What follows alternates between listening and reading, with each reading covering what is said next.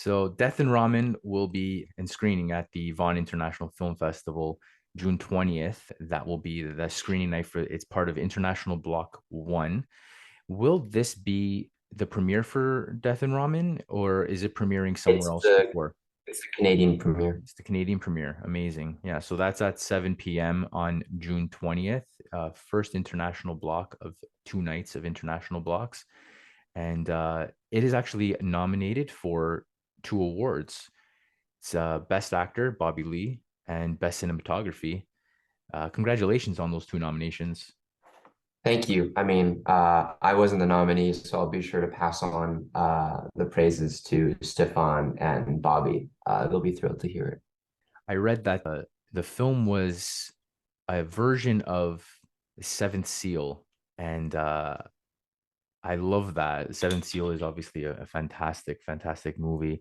And how did you get the idea to adapt it in a comical version? Well, to be totally frank with you, there's just one night a few years ago where myself and a few friends of mine were in a room and we were drinking a little bit and smoking a little bit, and we somebody turned on the Seventh Seal, but they forgot to put on the subtitles. Oh, okay. and and I realized first of all that like half of the dialogue in like all Ingmar Bergman movies are like 80 hard, which is crazy because you don't realize that when you're reading the subtitle and you're really fixated on that. But secondly, like it's actually a really funny movie if like placed under the right context, Okay. like the death that's in the movie, like his whole costume is spandex. It's like a Yeah. shitty Halloween Yeah. costume. Yeah. Yeah. And Yeah. and I just thought about that, like how significant that would be if we created like a version of the Seventh Seal that was my version, that reflected my outlook on mortality and life, but that also was some sort of a buddy comedy. Um, I think that the Seventh Seal is a masterpiece, and Ingmar Bergman is a really, just the goat of cinema. But I think that perhaps where we are like today in our society, like we should sort of have an update to our outlook on death, in that instead of the man in the Grim Reaper sitting down and having an oppositional dynamic where they're playing chess with each other, they sit down and have a bowl of ramen, where it's kind and sweet, and there's a humor and uh, gentleness to it. Um, I think that we've entered a phase in our world where we're not as well, we shouldn't be as afraid of mortality as we once were. And I think that that realization should be reflected in a work, that also like injected like my own personal experiences with these things. Yeah, definitely death and mortality are usually glazed over in entertainment.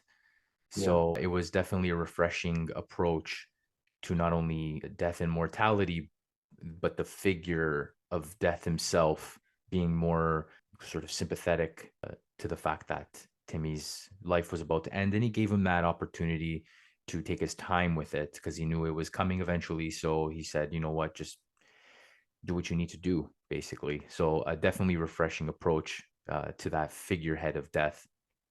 Yeah, thank you. I hope it was, because it's such a trope, right? That's been used like even before cinema was invented, right? Like, even when you date it back to like classical music with like dance macabre and like, ancient dances, like the story arc of the Grim Reaper is this like iconic sort of dynamic between people. And I was hoping to modernize it and make it um sort of for today in a way, Yeah. that like the today's outlook. Yeah. I think Matt Jones was a perfect casting for this as well. He's I don't know what it is about him that he just brings me so much joy when I see him on screen. He makes me laugh. Yeah. Are you a Breaking Bad fan? I am a Breaking Bad fan. So as soon as I saw him, as soon as he took off his hood, I just started chuckling. I'm like, I love him. Yeah, part of that idea was sort of like, when the hood is on, he's like this shadowy, vague, strange figure, and like it sort of reflected how people view death. But then when you actually confront it, it's just a fact of life. It's just something that happens, and when you embrace it, and death takes off its hood, it's just Badger with a goofy face, and Exactly. oh, I'm so sorry, and it's like this like funny dynamic, and it's like it's not this terrifying thing anymore. What was it like casting both Matt Jones and Bobby Lee for this short?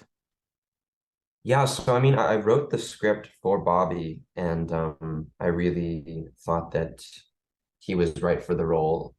Because I had never seen him in like a really serious piece of drama that, of course, utilized his sense of like humor and comedic presence, but I never saw him in movies like that. And I always thought he was so perfect because there's something about his comedy that was very vulnerable, and honestly, he's kind of like Patrice O'Neill, where he can't help but be himself. Like he's so real, and he lays out all of his traumas and hurt and pain and draws upon it and makes it funny and hilarious. Like there's something really exhibitionist about his Yeah. body of work. Um, and I thought that that would be perfect for a role like this about a man literally on the verge of his life, who has regret and has his walls up. And by the end of it, the exhibitionism and vulnerability kind of comes out, and he becomes vulnerable and open to love, open to regret, open to all the facets of like being a human. Um, and the twist on that would be, death is the thing that brings him to that point. The Grim Reaper is the buddy that helps him enter into that realization. So Bobby was definitely like I wrote the script for him, and I was super young and I didn't have any connections at all, and so I, just um contacted his agents and managers, and they waved me off like who's this kid, and then were just incessant, like I was very really wanted him to be in this short film. um and contacted him through Instagram, and you know he finally responded and agreed to do it. And then after that, Matt Jones signed on pretty quickly because we needed like a death that would match Bobby's comedy, but also could play the straight man in a way. And I always felt like Badger was kind of like that in Breaking Bad. And he's like my favorite part of like the Skinny Pete Badger, like, Jesse Pinkman universe. Um, and so I thought that he would be perfect. And then turns out that Bobby and Matt had actually been like in these tangential comedy troupes with each other like 10 years prior. And so Oh, they already really? knew. And that was like really magical because like when they met, it was like old friends meeting after a decade of not seeing each other. And Matt, strangely, he's like cleaned up his act. So he's like no longer like doesn't look like Badger anymore, right? He's sort of Yeah. like skinny and like he does yoga, and he's got two kids and a beautiful wife and lives in like Burbank, California. And he's got like his whole life together. And Bobby's still like Bobby Lee. And so that the meeting was really great. But working with them was, a huge honor. And I don't know, it was just like a sublime privilege for a young filmmaker. Yeah, absolutely. So you are a very young filmmaker, and I was looking at your bio, and I said, you know what? Oh, this guy's, he's fairly young, and he's, directing these shorts. And then I looked at your IMDb, and this is actually your ninth short. Uh, Well, so I made a bunch of like little things that yeah, were just like somewhere down the line, but I would say that like very serious undertakings and professional stuff. Like this is my second thing. Like second. Well, 100 was my first. Yeah. I That's mean, I a was making little things like since I was like 16, but yeah, none of yeah. them are, I think I've disowned most of them and like would love to like, yeah. How obviously you've evolved. Haven't had the opportunity to watch, those first few, even if they're available on somewhere. But how have you personally evolved since you're a young filmmaker at the age of 16 to now? Like, I think the best way I can answer this question is I've learned to not take myself as seriously. You know, I think that when you're like super young and you're 16 years old and trying to, you know, do professional work, like your kind of back is against the wall, and people are like, "This kid is a kid. Like, why is he telling us what to do?" And so your defense mechanism, my defense mechanism then was sort of to like play a role and be very self-serious. And I've like eventually learned to kind of just allow myself to be. And I think that work becomes more honest when you connect with people and learn to actually build a relationship and have fun. I think that's my biggest lesson. On a lighter note, Ramen is basically like the third character in the film. Yeah. And I'm a fan of Naruto.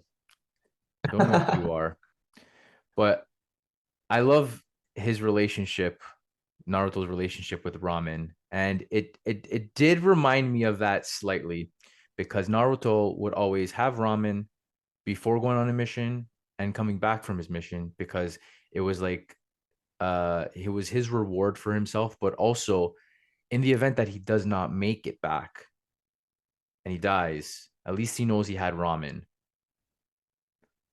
So That's it so crazy that you mentioned this because when I was like young, like I always dreamt of like being a like a manga artist, and that was like sort of my goal. Um, I was like really into like the shonen stuff early on, like Naruto and Dragon Ball, as you are when you're like 8 years old.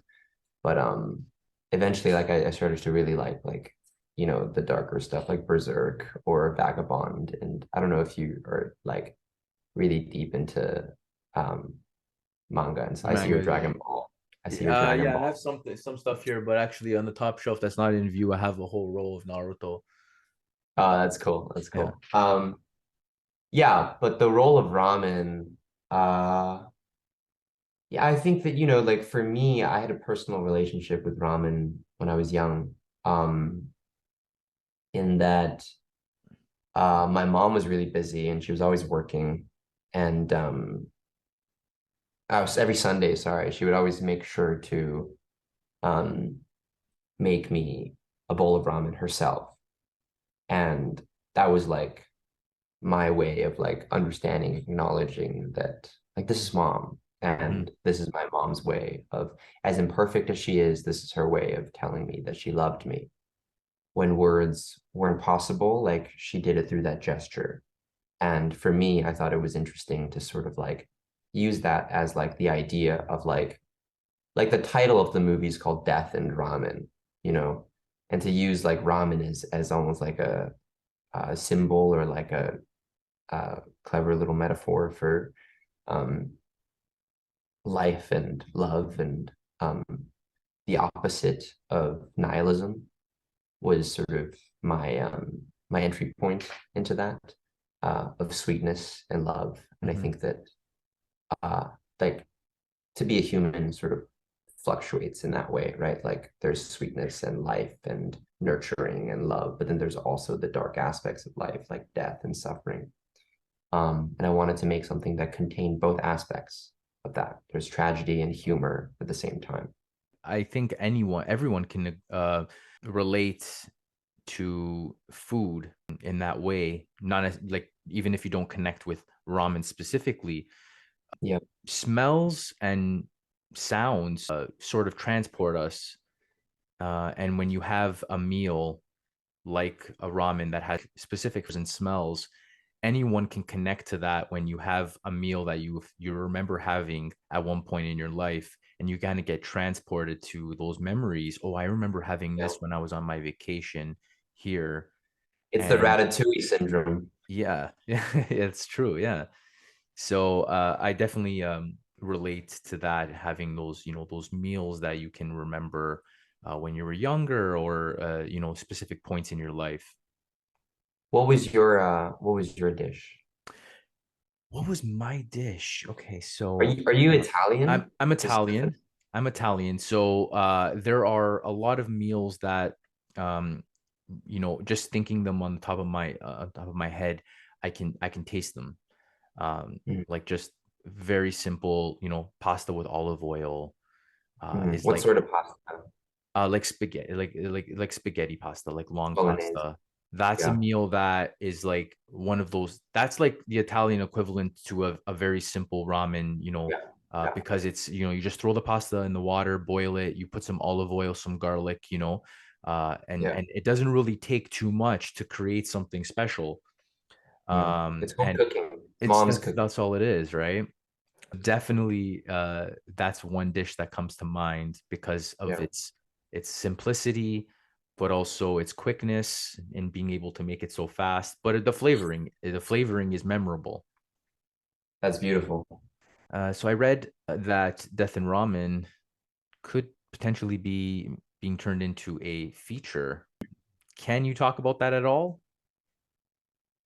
Yeah, sure. I mean, like, we're still working on it, so I can't like go into that much because nothing is there. Hmm. But we're thinking of kind of going deeper into uh, the chef's relationship with his mother and sort of what it takes to run a ramen shop. And we just wanted to go deeper also into like the philosophical discussion about um, nihilism and family. Um, and then we also want to dig into like the lore of like this world that we tried to build with death, kind of like the bureaucracy of death, of like my take. Or what would be funny is if like death were a business and there's like thousands of these dudes and they're just clerks working like in a cubicle and it's like their job and it's not like not what they want to do, but it's just like an institution. I wanted to go into that. There's just a lot of things that I wanted to go into with the short that didn't.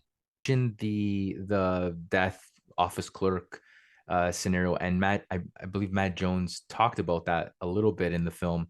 He did You know, make a joke about that it's now a business. So it well, was he says pretty. he's joined a union and He's, everything, he's right? he's And joined the funnily union. That's enough, like right. with funnily with like the WGA thing that's going on now, I think it's like kind of like, whoa, it's hitting the spot. Yeah, What absolutely. if death goes on strike? What would happen to like, the existential equilibrium if like there's a strike that happens? That'd be wow. That Wow. would be fun. That could be really funny in the film. Yeah, Hmm. yeah. Well, sort of like the situation in when the film opened up, where he was supposed to die, he died, but he didn't die, Yeah. right, Timmy? So if everyone dies, car accidents, but no one physically dies and everyone just stays alive, there would be a backlog of death. Exactly. Like they'd be like backed up. They'd be too busy and yeah, that would fuck up the whole world. Overpopulation and wow. That's a thank you for talking to me about this. I might write this into the feature. Done, done. I Yeah. don't need I don't need credits or anything like that. Yeah. That's free. Well, Tiger, thank you so much for your time today.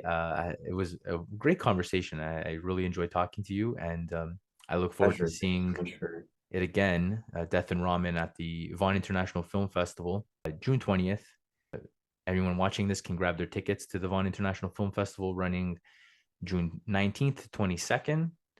And keep a special eye out for Death and Ramen, nominated for 2 awards at the festival. thank you. It's an Okay. honor. Thank you, Tiger, and have a great afternoon. Thank you.